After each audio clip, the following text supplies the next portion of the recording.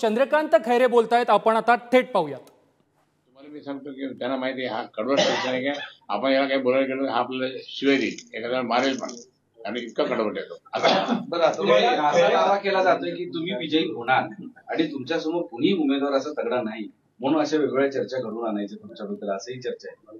खरं मी नाही, खरं काय काय काय काय कारण तुम्ही विजयी होणार हे जवळपास निश्चित आहे असं लोक म्हणतात, बरोबर.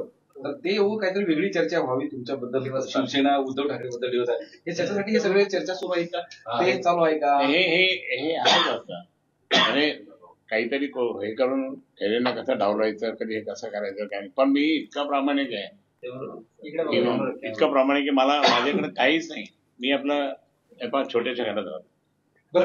शिंदे सेनेला तिकीट मिळवून तुमची निवडणूक अधिक सोपी झाली का? भाजपला तिकीट दिलं असं जरा अवघड झाली असती, नाही आता शिंदे सेनेला तिकीट मिळालं तर सोपी झाली तुमच्यासाठी. मी अजून ते माझं गणित सांगणार नाही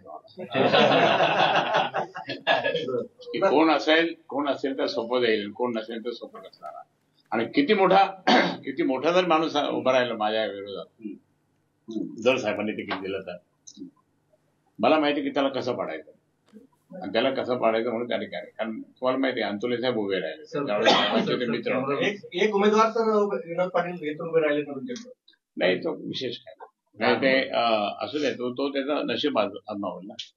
आपलं नशिबात ज्याचं असेल, शिवसेना प्रमुखांनी मला सांगितलं तर तुझ्या नशिबात जे असेल ना ते होईल, तुझ्या नशिबात जर समजा नसेल तर नका. सध्या असे उमेदवारांची नावं आहेत, असं कोणी उमेदवार आहे का की जो ताकदवान, की तुम्हाला लढत मजबूत देईल असं? मोदीजी पण आले तर चालेल ना, कोण आवडेल? मोदीजी पण आले तर चालेल ना, काय म्हणजे आता सध्या कोण तसं तुल्यबळ दिसत नाही. मी नाही बोलत ते, पण मी तुम्हाला जर साहेबांनी तिकीट दिलं ना तर मी सगळ्यात जास्त मतांनी निवडून येणार, मी तुम्हाला आता लिहून देतो. उद्धव बाळासाहेब ठाकरे शिवसेनेमध्ये कोण कोण इच्छुक आहे? छत्रपती संभाजीनगर तुम्ही नेते आहात, तुम्ही जसे उमेदवार आहात इच्छुक, तसे तुम्ही शिवसेनेचे नेते सुद्धा किती, जसे अंबादास दानवे इच्छुक आहात, तुम्ही इच्छुक आहात, अजून कोण इच्छुक आहे? बाकी नाही, कोणी दोघंच जण. संजय राऊत साहेब हे दोन तो आहे म्हणून अजून कोण आहे माहिती नाही, त्यांना माहिती आहे, मला नाही माहिती. मी काल मातोश्रीवर गेला होता, अंबादास खूप मनधरणी करण्यात झाला, असं का लाभ करतात अंबादास? शेवटी तो लहान आहे आणि माझा शिष्य आहे, तर मनधरणी करावं लागेल. तुम्हाला अडचणीत आणण्याचा प्रयत्न करतात का? नाही, ते मी काय बोलू शकत नाही, मला अडचणीत कोणी आणू शकत नाही. तुतारी आणि धनुष्यबाणमध्ये मतदान करणार नाही. आता ते आज आता पत्रकार परिषद होईल इलेक्शन कमिशनची, त्यावेळेस काय नाही त्याला कळेल. तुम्ही स्वतः अंबादासांची मनधरणी करणार का? कारण निवडणूक आहे, जुळवून तर घ्यावं लागेल.